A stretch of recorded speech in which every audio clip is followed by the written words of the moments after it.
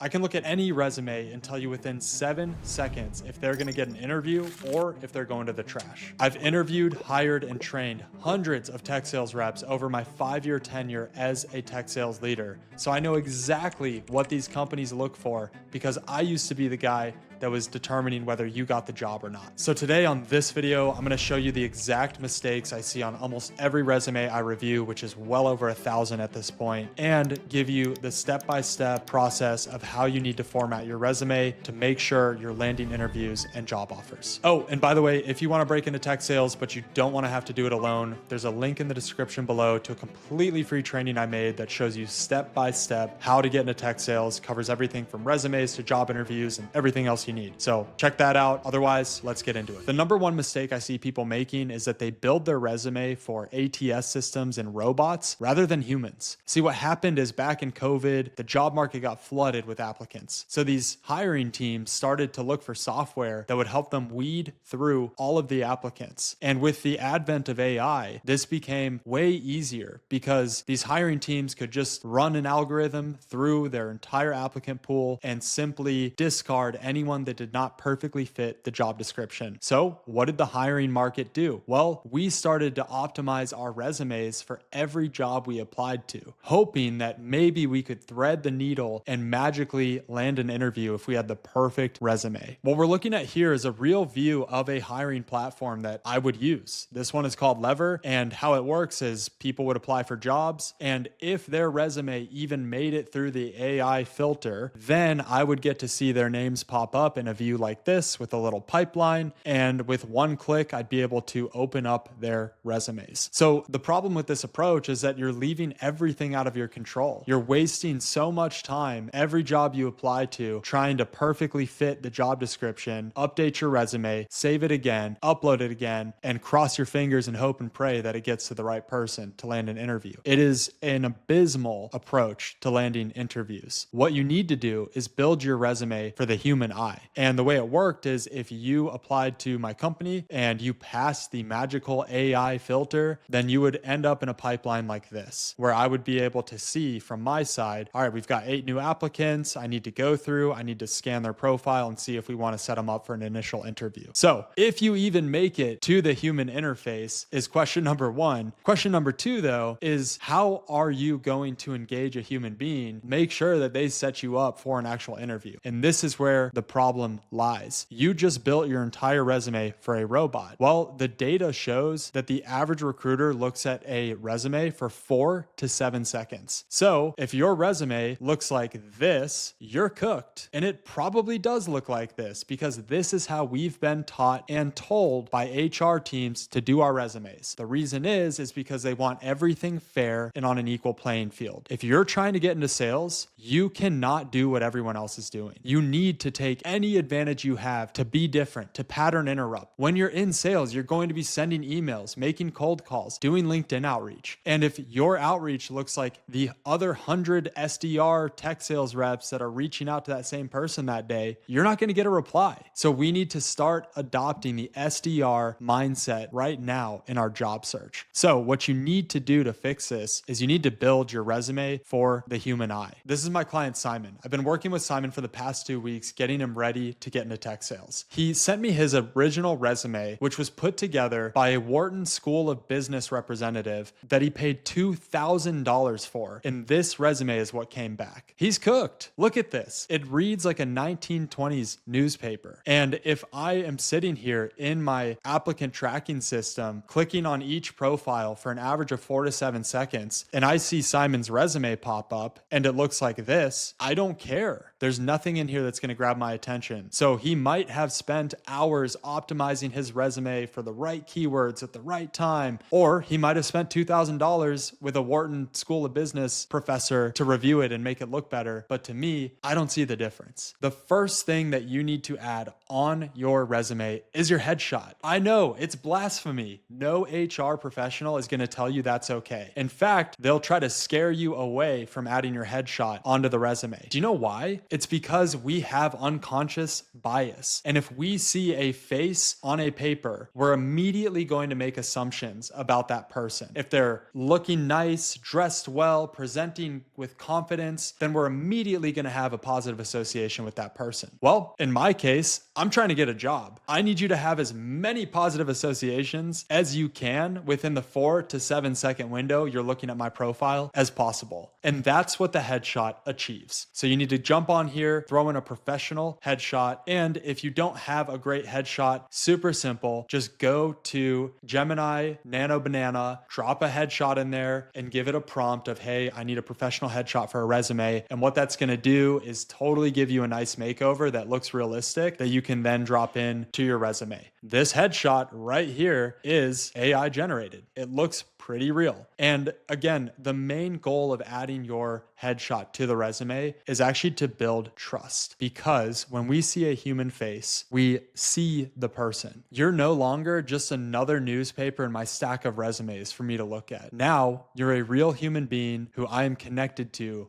because I saw your eyes, your face, and I have some understanding of who you are. The second mistake I see people making is they use qualitative descriptors of their work experience rather than quantitative descriptors. Being in sales, everything is about quantity. It's about numbers, conversions, KPIs, metrics, dollar signs, percentages. Everything is math-based. So whether you were a janitor, a bartender, or a door-to-door sales rep, you need to make sure that your work experience screams sales. And the way to do that is simple. This was one of my clients, Nick Conway. Nick Conway was a bartender. And so if we look at his bartending experience over here, we can see that he has salesified it. He added in that he was a top 10% revenue generator on the team, and he averaged about 5K in upsells per week. Well, a typical bartender's resume would probably read, I served multiple clientele and handled various tasks simultaneously under pressure. Which one is more salesy? The one with numbers. You need numbers on your resume. A very simple way to implement that is to go to ChatGPT and type in the context of what you're doing. I'm applying for a tech sales role. Here's my current resume. I've got these bullet points. Can you turn these into quantitative metrics that will look good as I'm applying to these tech sales roles? And what it'll do is it'll turn a line that sounds pretty generic and vague and palatable to any role you apply to, and it'll salesify it and make it very specific for what us tech sales managers care about. And that's going to catch our eye, because now when I'm plowing through a stack of resumes trying to find people to set an interview up with, first, you're going to catch my eye with that headshot. Second, I'm going to see numbers all over your resume. Again, I don't care if you were a janitor or a bartender. If you've got metrics, you're going to make me stop in my tracks and pay attention. The third mistake I see people make on their resume is that they look average. You got my attention with the headshot. You got my interest with all of the metrics. And now I need you to show me that you're not just another person who wasted your life and is floating on the bottom. What I need as a tech sales manager is I need people who show up and are above average and push themselves and work and grind because they want to be the best. That personality is the best talent I can hire. And you need to demonstrate that on your resume. So here, one of my clients, Jonah Palencia, he was able to add in some educational awards that he got here. He was able to add in some volunteer experience through a church he did. He was also able to add that he was a team lead for team building exercises. It's examples like this where you need to think back in your life. Were you ever a captain of something? Did you ever lead a school project? Were you ever in charge of a group of people?